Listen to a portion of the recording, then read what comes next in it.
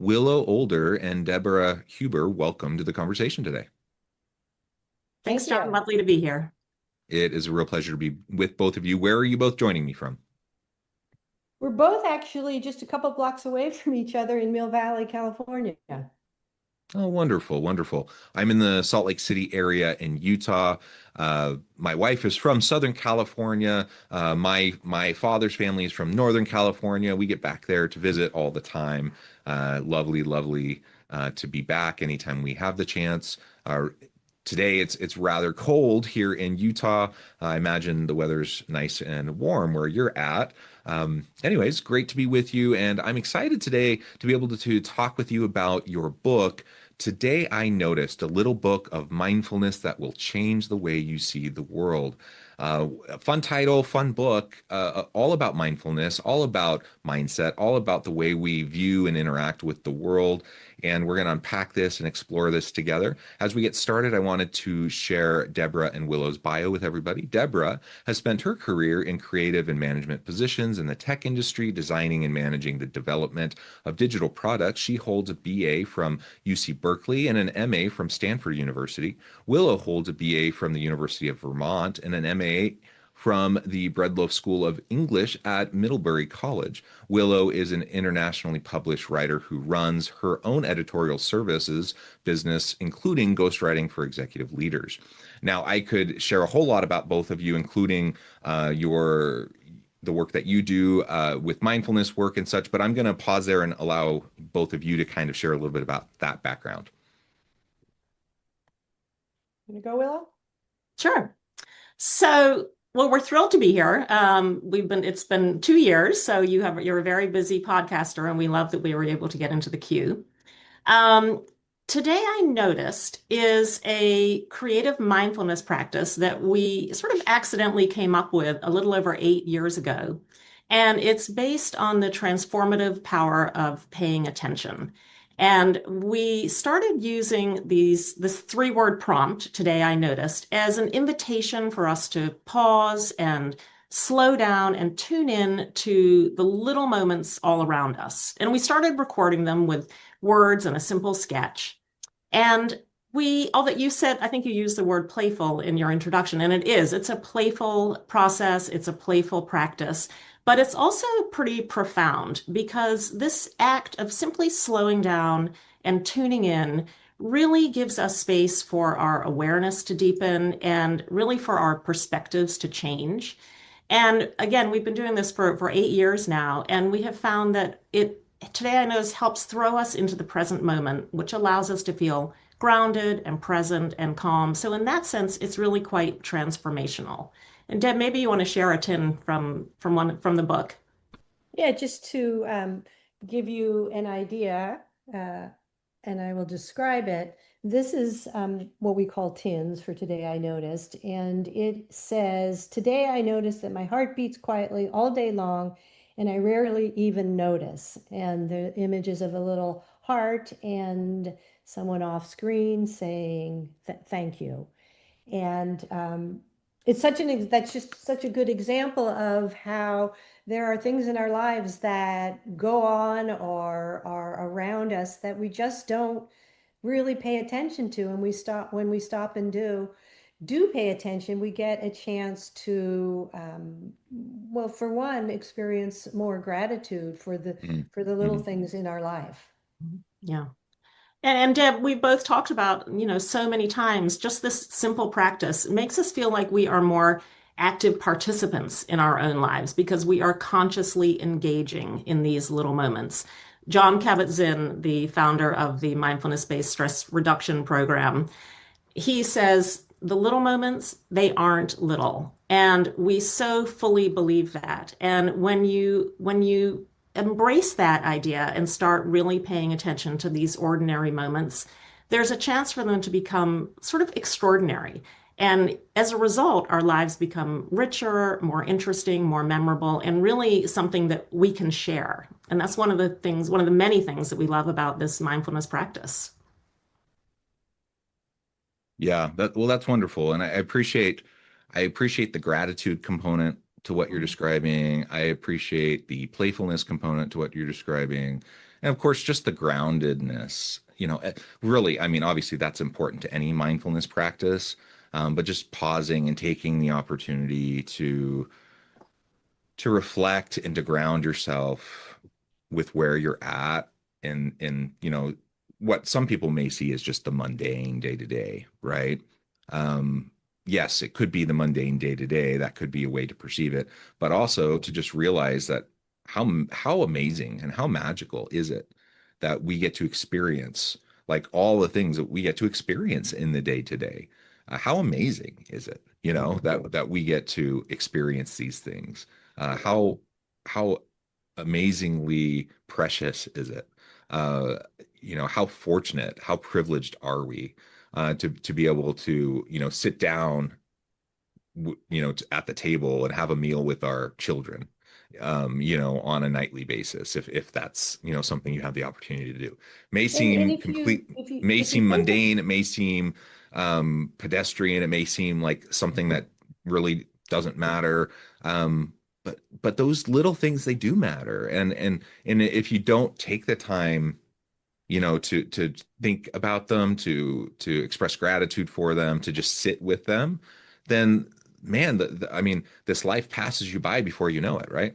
right. And if you think about it, though the little moments that we're talking about, just those little things that we often don't notice, they are what make up our lives, the little things. Mm. Of course, we all have big moments in our lives, weddings and graduations and various accomplishments, but the majority of our time is made up of little moments. And as you say, if you don't pay attention to them, maybe even savor them, you're sort of missing out on a big part of your life.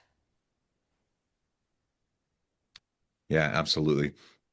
And I think, obviously this applies to all aspects of our lives. It could be, just from the time you wake up in the morning, time you spend, I'm just thinking about this morning. I wake up, I roll over, I'm groggy. I don't want to get out of bed. I'm cold. I'm tired, but I kind of pull myself out. I get up. My kids are getting ready for school. I wander out. We kind of have our morning banter, like all these little things. We have our routine, right? And then the kids I send them off to school. We live right next to the high school. So my two daughters, like I send them out the door. They walk to the high school. I drive my two boys to the junior high. Like we have this routine and it's all very consistent and we kind of do and say much of the same things every day, right? But there's a real preciousness to that. And I'm going to miss it. Like someday I'm gonna like look back on that and I'm just gonna miss it so much. I know it. And then I go from there to work. And so we think about these precious moments oftentimes at home in our home lives and with our children, and then we lament, oh, the time lost with our children or whatever. But then like let's now apply this to the workplace. Like I get to work now. Now the vast majority of us are going to spend the majority of our waking hours in this life at work. Now I hope we're not getting overworked. I hope we're not spending 80 hours a week at work or whatever. But let's say we do have like some semblance of work-life balance and we're still only working like 35, 40, 45 hours a week or whatever. We're still spending a lot of our waking hours at work, right? So we get to work, you're kind of getting your morning routine going, saying hi to your coworkers, people at the front desk, whatever. Same thing applies. Like you have all of these little moments, and all these little moments can start to pass you by. And some of these people, you may see consistently for years. Other people you may see in passing and you may not see them again, or you may see them for a few weeks or a few months and then you won't see them again and you don't really know, right? But the point of all of this is like, do you just let all of this pass you by, or do you engage actively in these moments of your life? Yeah. And are you aware of what is happening as it's happening to you? And are you grounded in it as it's happening to you? And I think, well, I think most of us just get caught up in the daily routine and we just let our lives, we just get caught up in the current of life and we just let it go right on by us. And then if some of us tend, if we do kind of become aware of how important and precious it is, we tend to kind of do that more in our home life and not necessarily in our work life. And I would just say, hey, let's not forget about work life either. Like let's remember about all aspects of our life. Well, and one John, of the things that can happen when we at the workplace tune in more and remind ourselves of like the phrase today I noticed, is we will notice the behavior of our coworkers more. So, for example, maybe you're at the coffee machine and someone's in front of you pouring a cup of coffee, and then they move over and they pour a cup for you.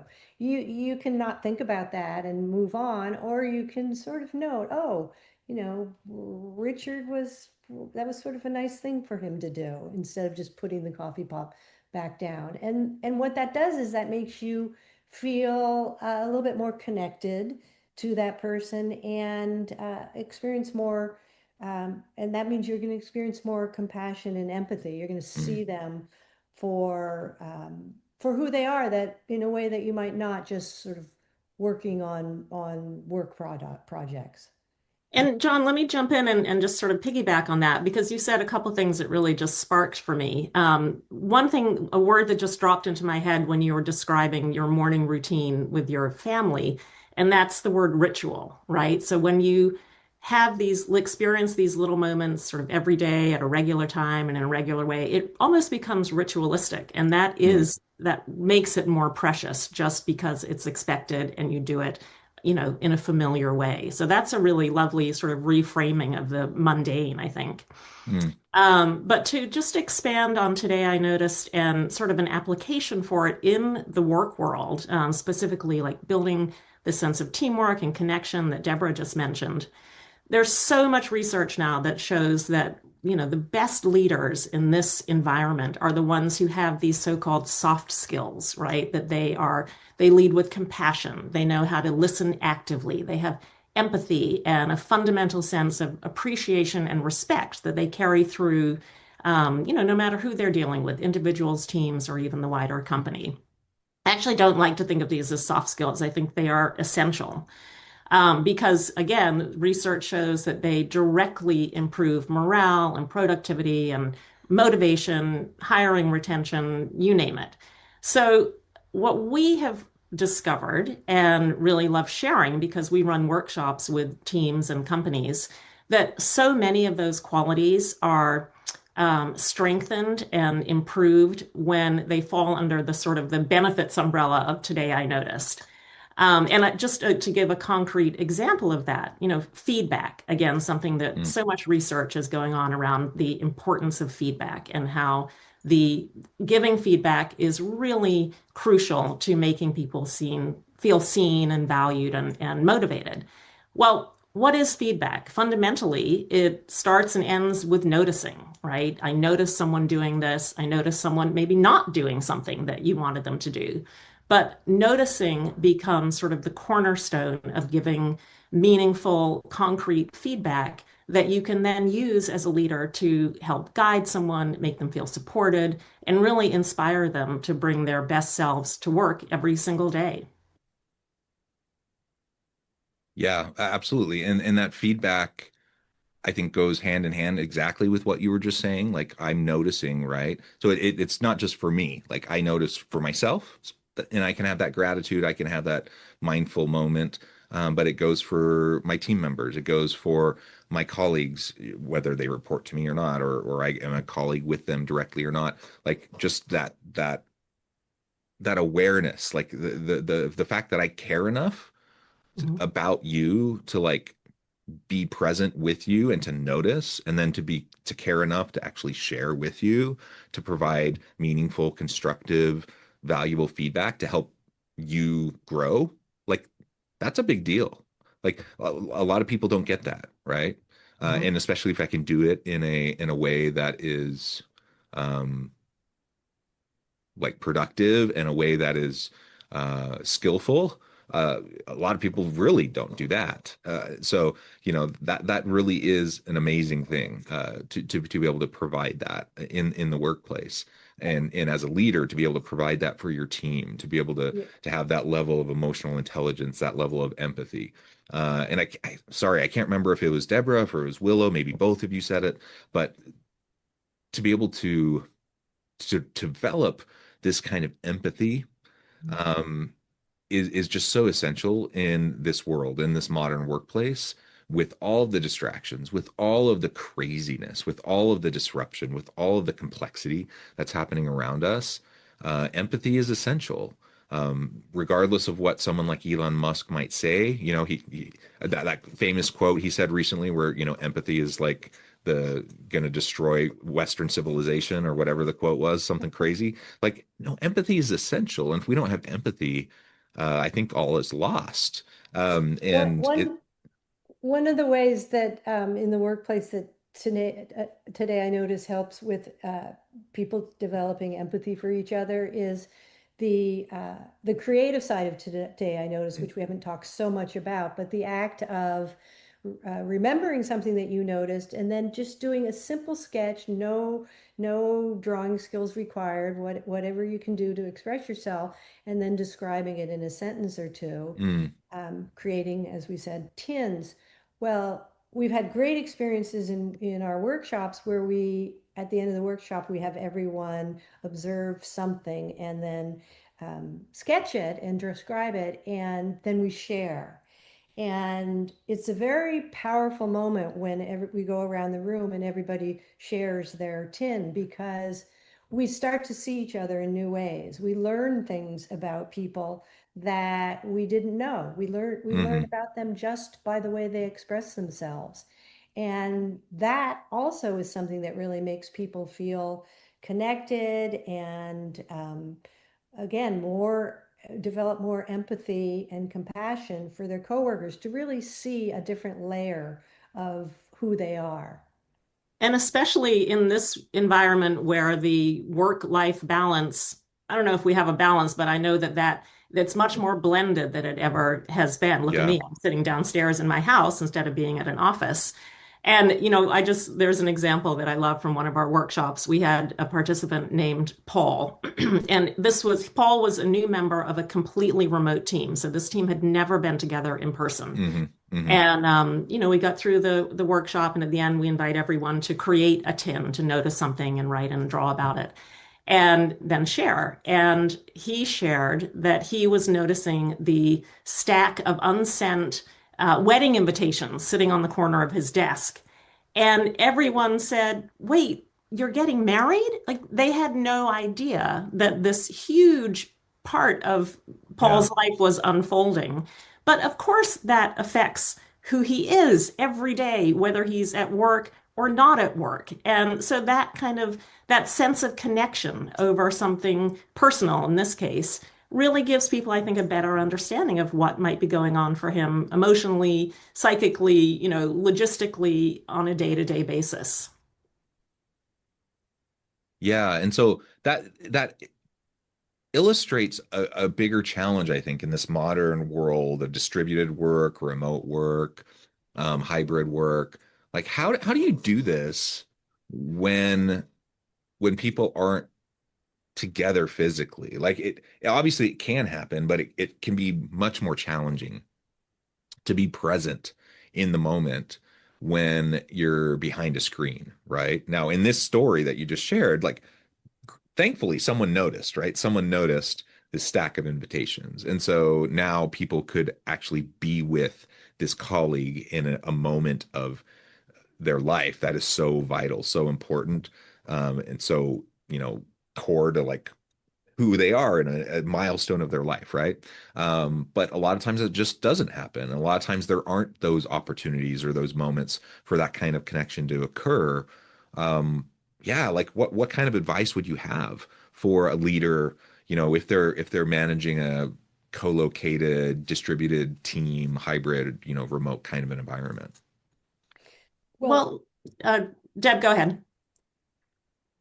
I, I think what we're talking about actually is a very effective way to help people connect online on Zoom or whatever platform.